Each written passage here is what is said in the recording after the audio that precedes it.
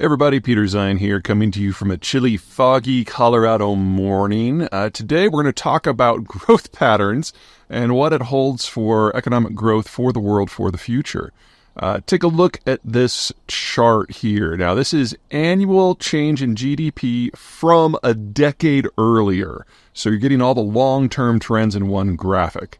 The first country we, of course, have to deal with is China because it's such an outlier. China has two stories going on, three stories. Number one, they lie about a lot of their data, so it's probably not as good as it sounds. It's probably at least a third less, maybe half. Anyway, it's still the fastest growth of the last 50 years in the world, and that requires some explanation. Two things going on besides the line. Number one, the one-child policy and rapid urbanization landed China with a much, much lower birth rate. In fact, it's been higher in the United States since the early 90s. Now, in the long term, no secret that I think this is going to be the end of not just the Chinese state, but the Chinese nation. The actual Han ethnicity is going to vanish from the world by the end of this century. But in the meantime, when you have a lot of people in their 20s and 30s and early 40s, but no kids and not a lot of retirees, every bit of energy can be focused on a combination of industrial production and consumption, which are the two primary methods for growing GDP.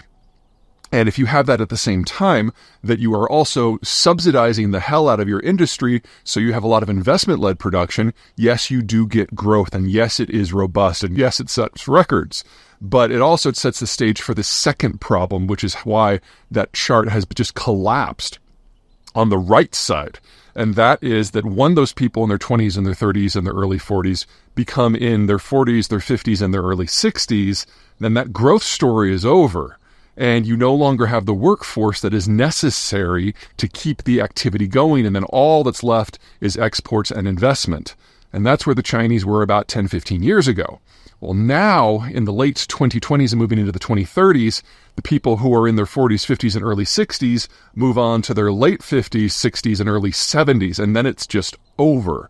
We're already in a situation where the Chinese have about the same amount of population and people over age 50 as under age 50. This is already a terminal demographic. You just can't get people in their 60s to kick out kids. But it does also mean that unless the Chinese can wildly automate and retain access to every remaining consumer market in the world, that they are almost done. And we're seeing that in the data. The second story is what's going on in the advanced world, most notably Europe. And that's a demographic story, kind of like China. Now, the Europeans have a much longer trajectory of history and economic policy than China. Really, China didn't get started until the opening in 1980, whereas the Europeans have been part of the industrial process for a century and a half. And so you had more well-rounded growth, but the demographic story after World War II was the same. People urbanized and they industrialized and they had fewer kids, and you play that forward 2-3 generations, and there just isn't a replacement generation. So just as with China, the Germans and the Italians have a lot more people over age 50 than they do under 50. In fact, they've been there for a decade already, and this is the decade where they start having more people over 60 than under 60.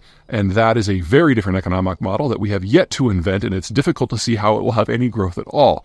So as modern economies, a lot of the advanced world is simply fading away and fading with ever-increasing rapidity. That leaves the developing world minus China, which is a different story. When you apply industrial technologies like asphalt and concrete and steel and rebar and electricity, you get a huge amount of growth because you're basically introducing a fundamentally new economic model on top of whatever your pre-industrial system is. And in the building of that structure and the growth that you get from those structures, obviously your GDP rises quite a bit. But then the question is whether or not you can adapt to a new era. So what happened here in the United States is we did this much more slowly, but as we applied these technologies, we didn't simply increase our production of raw and processed materials, we also got into higher value-added manufacturing and ultimately services. In most of the developing world, they have not been able, or at least not yet, to successfully make that transition. They're still, for the most part, raw commodity economies. And so when you industrialize but don't change your underlying economic fabric, you get a really good burst of growth for 20, 30 years, and then it just stops.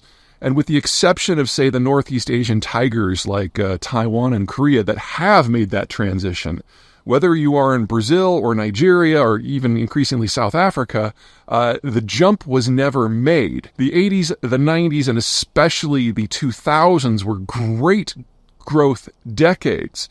But by the time you get to the 2010s, it kind of started to fall apart. And now in the 2020s, it's gone and they just haven't made the jump. Now, they did kind of have the deck stacked against them. They paid for a lot of this industrialization with borrowed money from the advanced economies, and they all have had some sort of debt crisis, which definitely held them back. But the bigger issue is China. China used predatory industrial policies to basically gobble up the industrial capacity of all of these developing countries and moved all that industrial plant to China. The country that has suffered by far the most from that policy is Brazil, where in the 2000s, the Chinese went into Brazil, established joint ventures with all of these companies that were actually solid, maybe even world-leading in their sectors. The Chinese stole all the technologies, took them back to China, built up an industrial plant that was subsidized to compete with the Brazilians on the global stage, and not only destroyed the ability of the Brazilians to export to the global market, ultimately flooded Brazil with Chinese product and destroyed those companies at home as well. Anyway, once that is done, the Brazilians today would have to start over, but they have to start over with a demographic that has changed as well. Just as the Chinese and everyone else has aged, that has happened in the developing world as well, just starting from a later point. Now, we're nowhere near the point that the Chinese or the Germans at. This is not the last decade for countries like Turkey or Indonesia or Brazil. But they are aging at nearly the same rate as the Europeans, almost as fast as the Chinese, and if they can't find a way to change that underlying economic model in the next 20 years, then they're going to be facing exactly the same sort of demographic pressures that the Europeans and the Chinese are facing today. So it's not all the same for everybody, but all the trends are there, just wrapped up in a slightly different picture. And it does mean that for the remainder of the first half of this century, we're looking at most of the growth patterns that were established that were very, very fast at the beginning of the century simply falling apart because there's no demographic wherewithal to carry them forward, or the countries haven't been able to modernize and diversify their economic structures enough to get out of the commodity rut. And that is a pretty dark picture for a lot of countries. There just aren't enough that have made the transition in order to carry us all along.